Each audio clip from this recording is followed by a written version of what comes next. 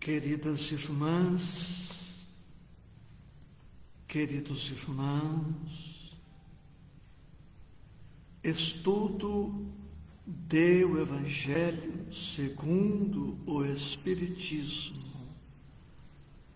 Ainda hoje, o capítulo 14, honra teu pai e tua mãe. Vale a pena repetir que este capítulo contém 4 tópicos: piedade filial, quem é minha mãe e quem são meus irmãos, parentesco corporal e parentesco espiritual, e ingratidão dos filhos e os laços de família. Que estejamos todos serenos, confiantes, certos da proteção de Deus, do Cristo e da espiritualidade superior. Na semana passada, fixamo-nos no primeiro tópico, piedade filial. Hoje, por mais ou menos meia hora, vamos nos deter nos 2 tópicos seguintes: quem é minha mãe e quem são meus irmãos, e também parentesco corporal e parentesco espiritual. Convido vocês para que leiamos o texto bíblico do Evangelho de Marcos, que está no item 5. E, tendo chegado à casa, de novo se formou uma grande multidão, de tal modo que eles não podiam se alimentar. E quando seus parentes tomaram conhecimento disso, vieram apanhá-lo, pois diziam que tinha perdido o juízo. Chegaram então sua mãe e seus irmãos, ficando do lado de fora, mandaram chamá-lo. Havia uma multidão sentada em torno dele. Disseram-lhe: tua mãe e teus irmãos estão lá fora e te chamam. Mas ele lhes respondeu: quem é minha mãe e quem são meus irmãos? E olhando os que estavam sentados ao seu redor, disse: eis aqui minha mãe e meus irmãos, pois quem fizer a vontade de Deus, este é meu irmão, minha irmã e minha mãe. Nosso Senhor Jesus Cristo, quando de sua peregrinação entre nós, quanto possível, respeitando os limites de compreensão dos seus contemporâneos, iniciou-os na compreensão de certas verdades que Moisés e os profetas não puderam apresentar em face das dificuldades que as criaturas daquele tempo apresentavam. Jesus, quanto possível, aprofundou a revelação. E agora nós dispomos, além da excepcional contribuição do Mestre, contamos também com a excelente contribuição da doutrina espírita, que atualiza o pensamento de Jesus e o adapta aos tempos novos. Dito isto, sugiro a vocês que me brindam com a companhia que anotem questões 203 a 206 de O Livro dos Espíritos, onde encontramos o tema parentesco, filiação. E também sugiro o estudo das questões 207 a 217 da mesma obra, onde encontramos o tema parecenças físicas e morais. O estudo de hoje se fixará nos itens 5 a 8. E agora pontuo com singeleza e objetividade algo do item 5. Vemos que os parentes julgavam que Jesus houvesse perdido o juízo. Amar e servir a toda a gente continua sendo loucura até os dias atuais. Imaginemos a época do Cristo, quando não se tinha ainda a fraternidade, a caridade, o amor, a piedade, tão dilatados quanto hoje. Em um certo momento, Jesus pergunta: quem é minha mãe e quem são meus irmãos?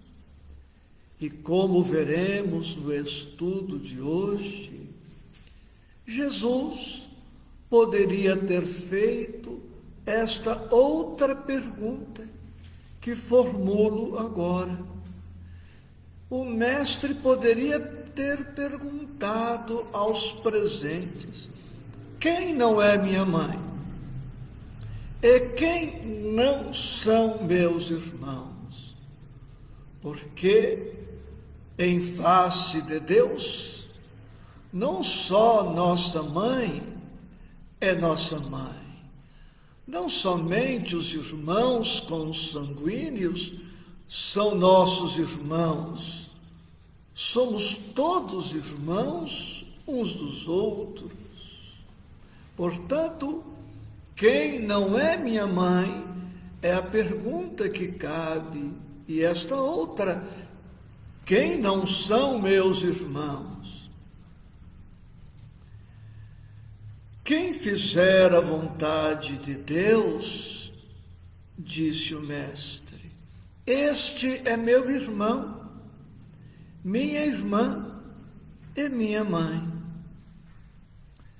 Jesus diz que todo aquele que faz a vontade de Deus é seu irmão, é sua irmã, é sua mãe. Por quê? Porque aquele que faz a vontade de Deus, é melhor filho do que aquele que não faz a vontade do Pai. É assim aqui na vida terrena, é assim também no que se refere à vida espiritual. Deus ama a todos os seus filhos de forma igual.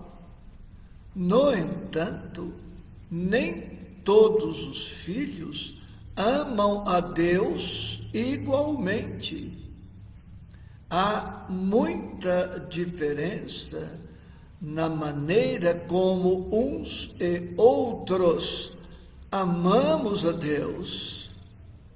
Alguns chegam a negar-lhe a existência, outros revoltam-se quando Deus não lhes atende certas verdades, outros ainda creem no Pai, mas não se empenham por compreender-lhe a vontade, por submeter-se-lhe aos desígnios. Precisamos, pois, corajosamente reconhecer que nem todas as criaturas humanas guardam, alimentam por Deus o mesmo amor, a mesma reverência, a mesma obediência, o mesmo acatamento, o mesmo respeito. E é lógico que aquele que ama a Deus, que o obedece, que o respeita, que se lhe submete, é um filho que está muito mais próximo do Pai do que aquele outro que se mantém indiferente e à distância. Quero trazer também este apontamento ainda no item 5. Com muita frequência, os maus filhos são os que reclamam dos pais. É interessante também este apontamento. Os bons filhos são agradecidos. Os bons filhos são reconhecidos. Tratam os pais com carinho, com respeito, com ternura, enquanto que os maus filhos, os filhos egoístas, indiferentes, exigentes, insatisfeitos, insaciados sempre, não fazem bem a parte que lhes compete como filhos e se acham no direito de criticar os pais. Vamos para o item 6. Está aí no texto com as adaptações das traduções. Um fato irrecusável é que sua doutrina, a doutrina de Jesus, tem como base essencial, como pedra angular, a lei de amor e caridade. A doutrina de Jesus, diz o Evangelho segundo o Espiritismo, pode ser resumida em 2 mandamentos: humildade e caridade, ou humildade e amor. E o amor é uma lei universal, porque Jesus amava a todos, servia a todos indistintamente, porque o amor de Deus é um amor cósmico, é um amor universal. Poderíamos fazer uma pergunta: e depois substituí-la por outra. Onde está o amor de Deus? Agora, a outra pergunta em substituição a esta: onde não está o amor de Deus? Será que existe algum setor do universo, algum departamento, menor que seja, onde não exista a presença de Deus, onde não exista a presença do amor de Deus? Ora, se o amor de Deus está em tudo e em todos sempre, o amor do Pai está em todas as criaturas, e estando em mim, eu assumo o compromisso de amar a todas as criaturas também, indistintamente, ainda que não seja minha mãe pelos laços do sangue, ainda que não sejam meus irmãos pelos laços do sangue. Porque se o amor de Deus está presente em tudo, está em mim também, eu preciso apresentar, manifestar este amor em toda a parte e com todas as criaturas. Ou o amor não seria uma lei universal, seria uma lei restrita, uma lei localizada, uma lei que se destinaria a alguns poucos, aqueles que compõem a nossa parentela.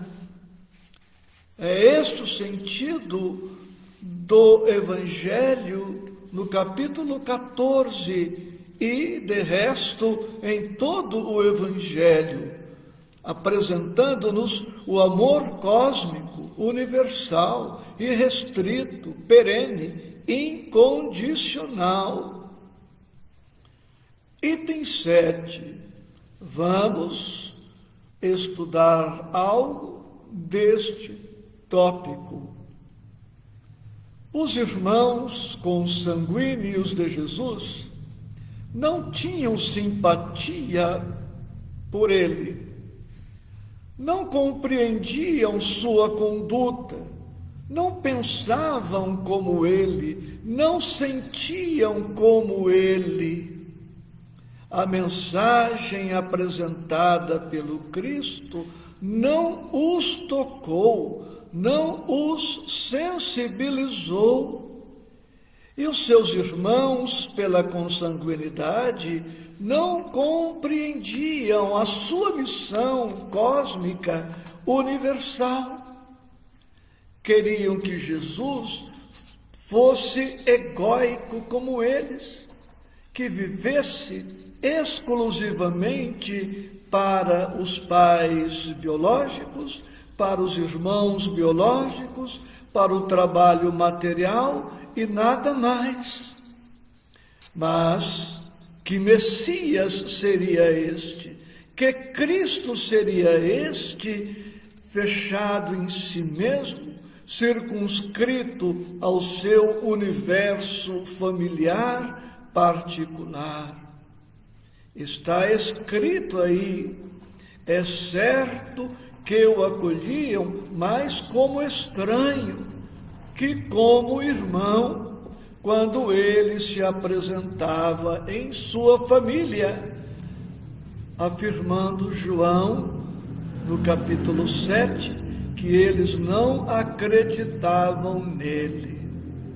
Ora, os irmãos não o compreendiam, não pensavam como ele, não sentiam como ele, não foram tocados pela mensagem evangélica, tinham-no como estranho, como louco. Jesus não ia se permitir deprimir por causa disto, não ia se deixar abater, desanimar por conta do comportamento dos seus irmãos consanguíneos. Os irmãos consanguíneos não lhe davam atenção, não lhe davam valor, não davam valor aos seus ensinos. Jesus foi além, seguiu adiante, estendendo o seu afeto e estendendo a mensagem evangélica àqueles que demonstraram simpatia por ele, inclinação pela mensagem evangélica, e estes passaram a constituir com Jesus a sua família espiritual, como veremos em instantes no estudo do item 8. Jesus foi o mensageiro da lei universal do amor. Não havia quem Jesus não amasse. E, consequentemente, não se pode pensar que ele não amasse a sua mãe pelos laços de sangue. O que aconteceu nesta passagem é o que acontecia sempre. Jesus não negligenciava nenhuma ocasião de dar um ensinamento. E é o que nos compete fazer também.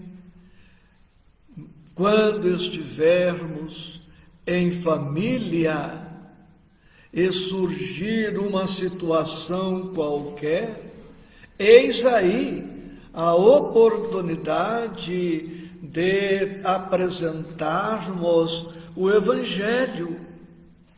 É aquele o momento e não podemos deixar para depois.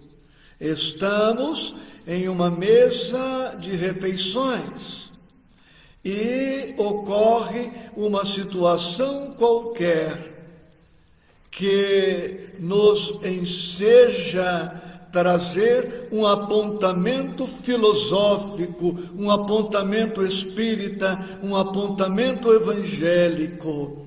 Não podemos adotar um comportamento omisso, negligente, filho da covardia moral, de um silêncio que não é sabedoria, é omissão.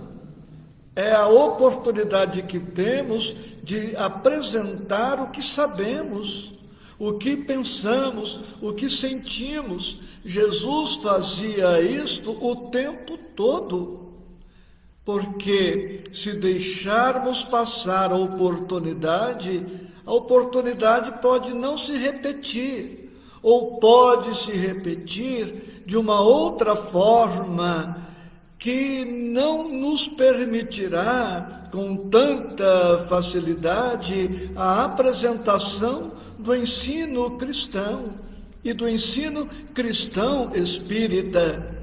O cristão e o cristão espírita não podem ter vergonha da doutrina que professam, precisam dar o testemunho da sua adesão, da sua compreensão. Item 8. Parentesco corporal e parentesco espiritual. Vamos agora nos recordar de nossa família constituída, de nossa família consanguínea. Nossos pais, nossos irmãos. São 3 as possibilidades à luz do Evangelho do Cristo e da doutrina espírita. É possível que na intimidade doméstica encontremos espíritos que nos sejam simpáticos. Simpatia esta oriunda de outras reencarnações. Pode ser que minha mãe, desta encarnação, seja uma alma a quem eu já amava antes de reencarnar como seu filho. E é possível que eu seja um espírito a quem minha mãe amava antes da minha reencarnação na condição de filho dela. Já nos conhecíamos, já nos amávamos e a reencarnação nos reaproximou. Este raciocínio se aplica a irmãos, irmãs, cunhados, cunhadas, tios, primos e outras pessoas do nosso clã. Por isso, certas afinidades lindas. Outra possibilidade, existência de antipatia entre os parentes.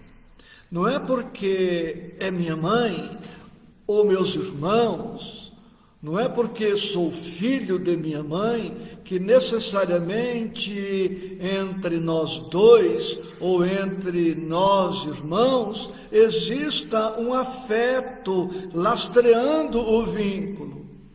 É possível que eu seja um inimigo de minha mãe, ou que ela seja uma inimiga minha. É possível que este ou aquele meu irmão seja meu inimigo, ou eu inimigo dele, ou inimigos recíprocos. O fato de termos nascido da mesma mãe não garante que esta antipatia, que este ódio, que esta animosidade desaparecerão simplesmente pelo fato de termos nascido no mesmo clã familiar. Porque o ódio, a adversidade, a raiva, a mágoa são do espírito e não do corpo. É o espírito que ama ou que odeia, não é o corpo que odeia ou que ama. Se um espírito vem na condição de meu irmão e ele não me ama ou eu não o amo, a consanguinidade não faz desaparecer por um milagre este ódio, esta mágoa, seja lá o que for. E é possível também que entre irmãos, pais, sejamos estranhos uns dos outros. Pode ser que seja esta a primeira reencarnação em que eu estou sendo irmão de um determinado espírito ou filho de um determinado pai ou mãe.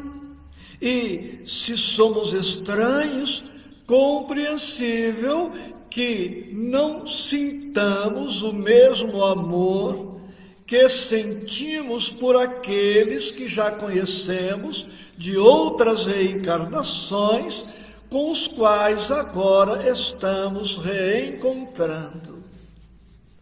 Os laços de sangue não estabelecem necessariamente os laços entre os espíritos.